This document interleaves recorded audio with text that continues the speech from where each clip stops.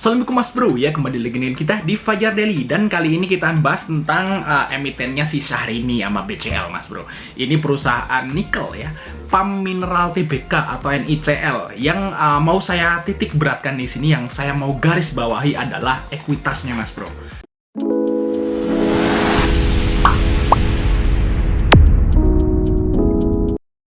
Bisa dilihat di sini. Ini sedikit dari beberapa, memang ada beberapa emiten itu yang seperti ini. Ekuitasnya tuh minus. Jadi sedikit, tapi ada sedikit ya. Ini NICL termasuk dan baru IPO. Apakah artinya? Minus 76 miliar. Ekuitas minus. Nah, apakah artinya itu? Apakah itu baik atau buruk bagi investor? Kita langsung bahas di sini, Mas Bro. Nice, ini adalah perusahaan si Syahrini ya, perusahaan si Syahrini dengan ekuitasnya negatif. Apakah maksud dari ekuitas negatif? Kita coba lihat di sini. Pada umumnya perusahaan dapat membukukan ekuitas negatif. Memang ada, tapi jarang banget ya. Jadi apa namanya di sini ya? Kita langsung ya. Dengan kata lain, saking besarnya hutang suatu perusahaan bisa melebihi aset yang dimiliki. Itu makanya ekuitasnya negatif untuk perusahaan NICL ini, perusahaan di Syahrini. Jadi rumus baku neraca adalah aset sama dengan liabilitas plus ekuitas, yang berarti ekuitas sama dengan aset sama dengan liabilitas. Jadi istilahnya utangnya itu gede. Ya, utang memang tidak selalu berdampak buruk bagi sebuah perusahaan. Ada juga utang yang berdampak positif ya, kalau misalnya dia buat ekspansi usaha. Tapi kalau utangnya terlalu besar, Mas Bro, ya seperti yang di Big Alpha ini, itu tentu akan jadi resiko pada perusahaan tersebut yang gagal bayar ya. Jadi membayang-bayangi gagal bayar.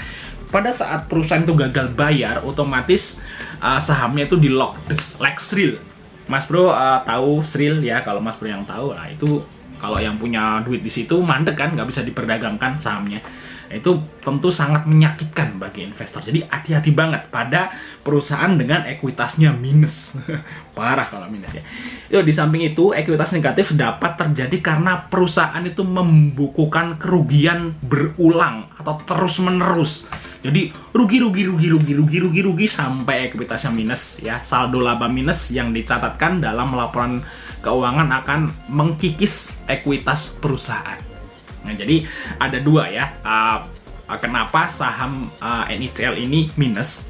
Kok saham ekuitas NICL itu minus tuh karena dia itu utangnya gede banget, yang pertama. Atau yang kedua itu dia rugi terus sampai ekuitasnya tuh tergerus dan habis. Itu ya, kalau bisa dilihat di sini net profitnya aja untuk dari IPO itu udah minus 14 miliar. Ya istilahnya, waduh, ini dia itu berarti untuk IPO itu cuman buat nutupin aja mungkin minus dari hutangnya. Jadi kebanyakan kalau yang saya lihat di tahun 2021 ini perusahaan-perusahaan yang IPO ini cuma menggalang dana buat ini nutupin utang gitu ya. Kecuali Bunda Medik mungkin ya. Kalau yang lain kayaknya ya.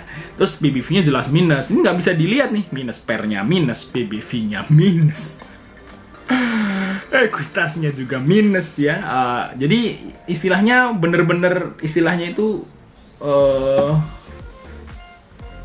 busuk mungkin ya bahasanya. Sorry. Mungkin bahasanya gimana ya? Aduh, saya nggak habis pikir nih. Ada yang seperti ini.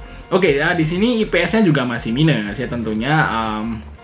Untuk PR-nya juga minus ya, semuanya juga minus. Karena ekuitasnya minus, semuanya jadi minus, Mas Bro.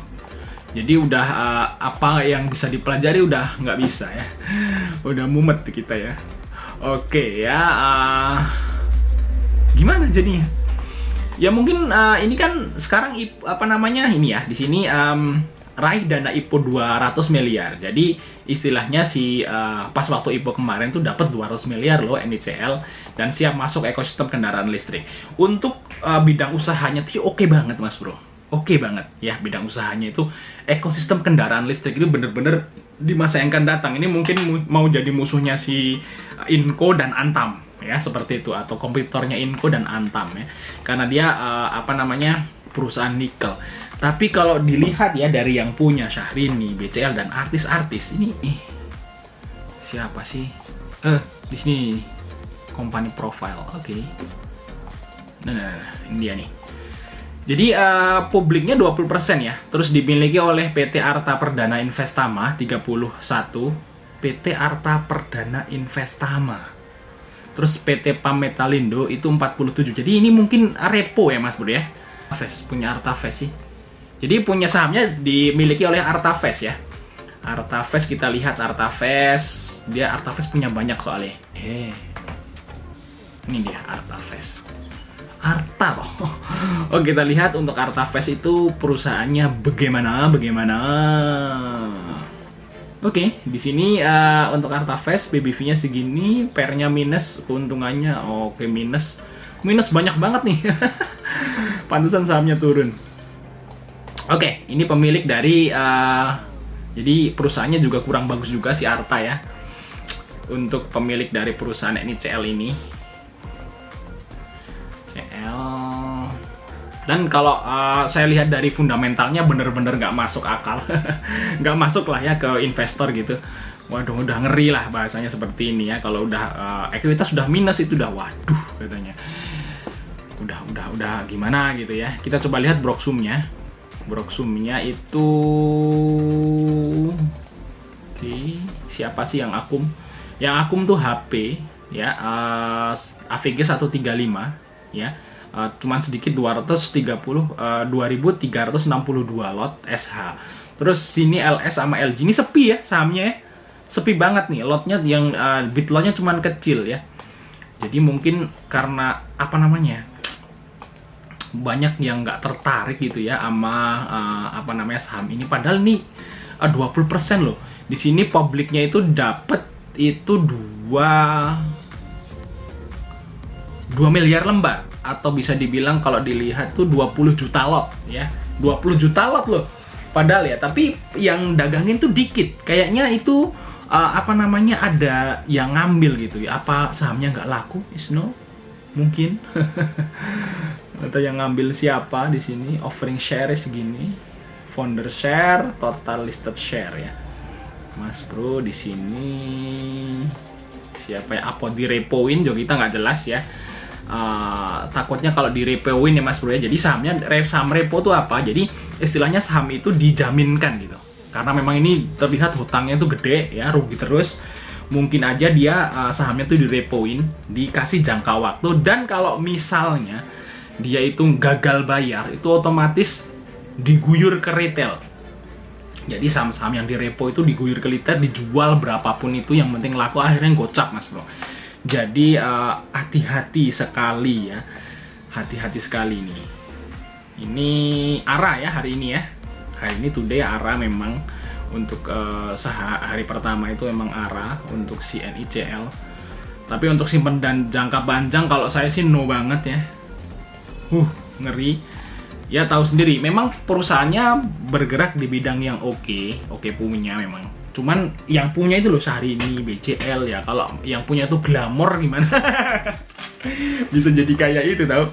Apa? Jadi ingetnya First Travel aja gue itu. Jadi kalau sebuah perusahaan yang bagus, First Travel itu kurang bagus apa bro? Nomor 1 di Indonesia bidang travel ke Mekah atau buat umroh itu nomor 1. Coba kalau si pemiliknya itu nggak glamor dan mengelola perusahaannya itu dengan baik ya, otomatis First Travel sekarang menjadi tetap jadi nomor 1 di Indonesia dengan omset yang terbesar, penghasilan terbesar Mas bro.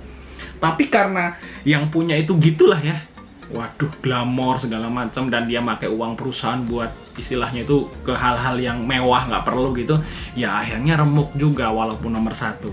Nah kalau saya sih ngeri aja. Kalau udah dapet sih mending take profit kalau udah profit Mas bro ya. Kalau mau disimpan sih waduh ngeri ya. Oke ya, mungkin itu sekian informasi dari kita Mas bro. Jangan lupa untuk like dan subscribe. Sampai ketemu di video